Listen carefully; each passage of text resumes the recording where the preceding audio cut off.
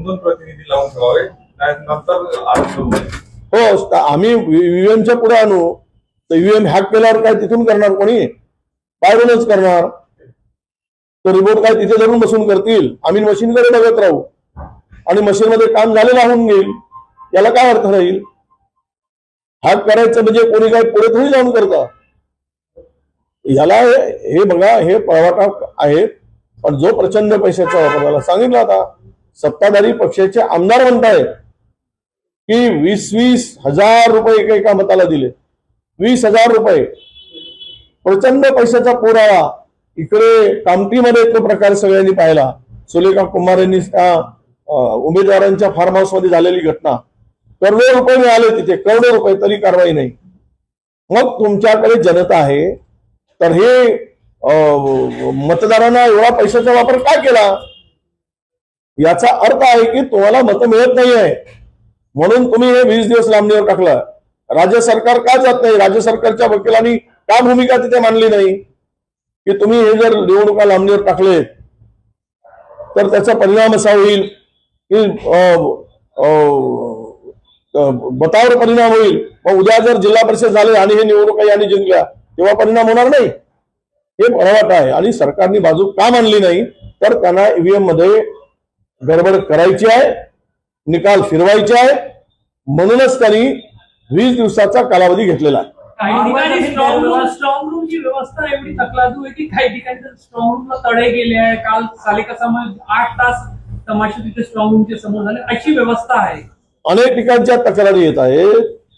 गोंधळाचं वातावरण आहे. आम्ही म्हणालो की तिकडे जामर बसवा, मोठी स्क्रीन बाहेर लावा, त्याचं एक्सेस निवडणूक लढणाऱ्या उमेदवाराला द्या. तो मोबाईलवर कुठूनही काही बघत बसेल. जर त्या सीसीटीव्ही फुटेजचं जर लाईव्हचं एक्सेस मिळालं तो बघत बसेल, आपल्या घरी टीव्हीवर बघत बसेल. तर तेही द्यायला तयार नाही आणि त्याची मोठी स्क्रीन लावायला तयार नाही, तिथे झामर बसवायला तयार नाही. आमच्याकडे तरतूद आहे असं सांगतायत. म्हणजे काय? म्हणजे स्पष्ट आहे सरकारचा 175 जागा जिंकणं हा टार्गेट आहे आणि ते मशीनच्या आधारावर, जनतेच्या नाही, ईव्हीएमच्या आधारावर ते जिंकणं याने हे ठरवलं. दिग्विजय सिंग मातोश्रीवर पोहोचले आहे उद्धव ठाकरेंच्या भेटण्यासाठी. ते नेते आहेत, ते आमच्या इंडिया आघाडीचे घटक पक्ष आहेत, त्यामुळे कदाचित चर्चेसाठी ते गेले असतील. चर्चा होईल. पुढच्या महानगरपालिकेच्या, जिल्हा परिषदच्या निवडणुका सुद्धा आहेत. आमच्या लोकांची भूमिका वेगळी आहे त्या मुंबईतील. त्यामुळं ही चर्चा करून पुढे कसं जाता येईल आणि पुढे सुद्धा एकूणच आता अधिवेशन आहे, अधिवेशनावर चर्चा होईल. त्यामुळे घटक पक्ष आहेत, भेटणं ती एक व्यवस्था असू शकते. दिग्विजय सिंग यांचं उद्धव ठाकरेंना भेटणं मनसेचा या आघाडीमध्ये प्रवेशाचा एक पहिली बैठक मानव. बघा, राज्यातील काँग्रेसचा मी प्रमुख नेता आहे. ते भेटतायत कशासाठी हे मला माहित नाही. त्यामुळे मी यावर उगीच भाष्य करणं उचित होणार नाही, कारण माझ्याशी काही या संदर्भात चर्चा झालेली नाही. जर त्याबरोबर चर्चा असती तर मला आणि प्रदेशाध्यक्षांना, आम्हाला दोघांनाही ते कदाचित बोलवून घेतले असते. रोहित पवारांनी म्हटलं की मुख्यमंत्र्यांच्या भूमिकेचा विरोध केला तर अजित पवारांच्या भूमिकेचं त्यांनी स्वागत केलं. एकंदर तुम्ही काँग्रेस म्हणून काय भूमिका आहे? हे बघा, नितेश राणेंनी म्हटलं आहे की एकीकडे ईदमध्ये बकरे वगैरे कापतात तर आता झाडं कापायला त्यांना काय असतं? बकऱ्याशी आणि झाडाशी काय संबंध? बकऱ्या ऑक्सिजन देत नाही, ते नितेश राणेला सांगा जरा. झाडं ऑक्सिजन देतात, एवढंच समजलं तरी त्याचं उत्तर पुरेसं आहे. दुसरा विषय राहिला आहे त्या पृथ्वीराज पाटील आणि ते कोंडव्याच्या जागेच्या संदर्भात. आता तर बहरीनला गेलाय पृथ्वीराज पाटील, विशेष निमंत्रण आहे त्यांना. लग्नाला पोहोचले तिथे अशी माहिती माझ्याकडे आहे. जर लग्नाला जर गेले असतील, त्या कोणत्या ती अटक झाली तेजवानी, त्याचा मिस्टर फार गंभीर आहे. म्हणजे सगळ्यांचंच एक पूर्ण हे संपूर्ण या घोटाळ्यामागे, जमीन घोटाळ्यामागे हा संपूर्ण एक रॅकेट आहे. त्यामध्ये सत्ताधारी आणि हे सगळे बिल्डर, डेव्हलपर, सत्ताधाऱ्यांचा मुलगा, मलाही कळत नाही. त्या तेजवानी शीतलला अटक होते आणि ज्याच्याकडे 90% शेअर आहेत त्याला काहीच होत नाही. यावरूनच हे प्रकरण आणि देवेंद्रजी फडणवीस साहेब यांचा किती मोठा आशीर्वाद बारामतीकरांना आहे हे आता सिद्ध झालेलं आहे. BSE ची मीटिंग झाली आणि BSE च्या मीटिंग मध्ये म्हणजे 7 दिवस, एक आठवडा आणि रविवार असं हिवाळी अधिवेशन जे आहे ते होणार आहे. विधिमंडळाचे मुख्य नेते काँग्रेस पक्षाचे नाही, किमान आम्ही अपेक्षा ठेवतो की नागपूरचं हिवाळी अधिवेशन 3 आठवडे असायला पाहिजे. आता निवडणुकाचं कारण पुढे करून अधिवेशन गुंडाळण्याचा मनसुबा सरकारचा आहे. सरकार काही आता अलीकडे झालेल्या एकूण राज्याचा कारभार बघता सरकारकडे अधिवेशनाला सामोरं जाण्याची इच्छा दिसत नाही. सरकार घाबरल्याच्या मनस्थितीमध्ये आहे असं मी म्हणेल. त्याचं कारण असं आहे की शेतकऱ्यांच्या प्रचंड आत्महत्या वाढल्यात, महिलांवरील अत्याचारात वाढ झाली, जमीन बरकवण्याचे मोठे मोठे घोटाळे राज्यामध्ये सुरू आहेत, गुंडांची दादागिरी वाढली, सत्ताधारी पक्षातील आमदार प्रचंड लोकांना धाक दपटशा करतायत, कापण्याची, मारण्याची, उडवून देण्याची भूमिका आपल्या म्हणजे उडवून देण्याचे धमकावणीचं सत्र राज्यामध्ये सुरू आहे. हे सगळं बघितल्यानंतर यामध्ये राज्याची एकूण आर्थिक परिस्थिती बघितल्यानंतर सरकारला पूर्ण वेळ हे अधिवेशन चालवण्याची इच्छा दिसत नाही. आणि म्हणून मला वाटतं की नागपूर कराराचा वगैरे तर यांना काही देणं घेणं नाही, सोयीसुतक नाही, याच्याशी काही संबंधही राहिला नाही.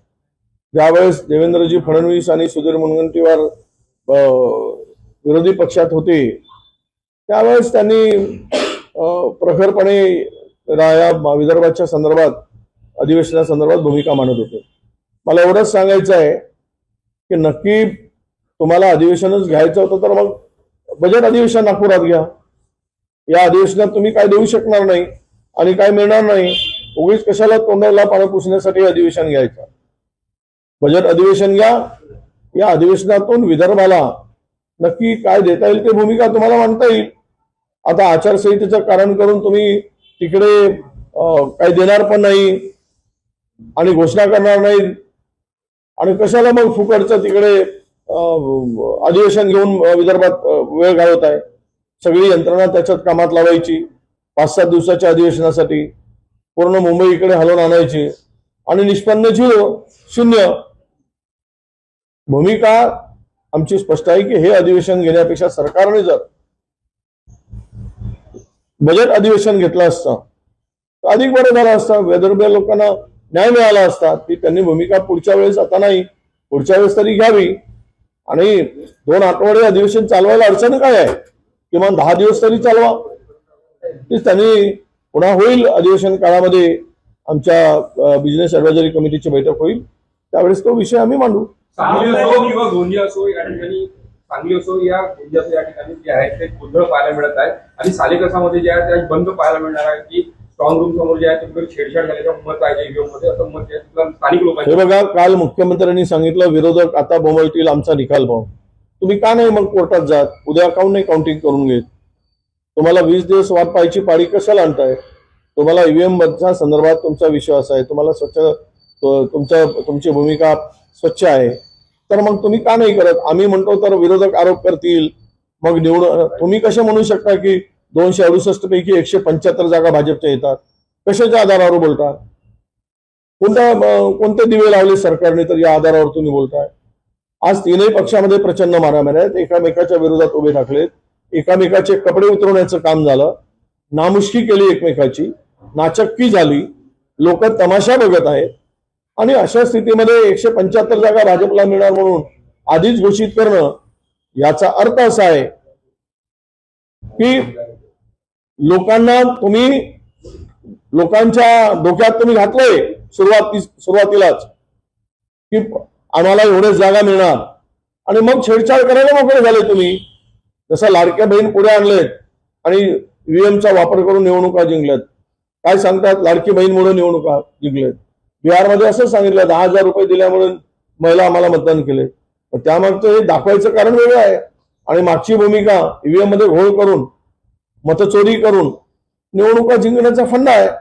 हे आता स्पष्ट आहे. जर निवडणुकामध्ये 175-70 जागा आले भाजपच्या, तर त्याचा स्पष्ट अर्थ असा आहे यांनी बेमानी करून ईव्हीएम मध्ये गडबडी करून ईव्हीएम हॅकिंग करून यांनी निवडणुका जिंकल्या हे स्पष्ट होईल. एका वादातून त्यांना 100% व्हायलाच पाहिजे. कसं लपू शकतं? जमीन विकणारा सरकारी त्याच्यावर कारवाई होते आणि सरकारी जमीन घेणाऱ्यावर कारवाई होत नाही. म्हणून हे तर खूप झालं. म्हणजे तिजोरी फोडणारा आणि तिजोरीतून फोडल्यानंतर जो माल ज्याच्याकडे देतो तो लंपास करणारा तो आरोपी नाही. तो दरवाजा त्यात फोडायसाठी शस्त्र देण्याचं काम कोण केलं? तिजोरी फोडायसाठी. तो शस्त्र पुरवण्याचं काम, हातोडा पुरवण्याचं काम, ते लॉकर तोडण्यासाठी प्रोत्साहित करण्याचं काम, सर्व जबाबदारी आणि त्याला ताकद देण्याचं काम जो आहे ज्यांनी केलं आहे ते पार्थ पवार आहे. त्यामुळे त्यांच्यावर कारवाई होणं हे स्वाभाविक आहे. कोणीच रोखू शकत नाही. कितीही दाबलं तरी रोखू शकत नाही. ते करावं लागेल असं मला वाटतं. याच प्रकरणात जी चौकशी समिती नेमली आहे, मार्गे समिती, त्याला पुन्हा मुदतवाढ देण्यात आली.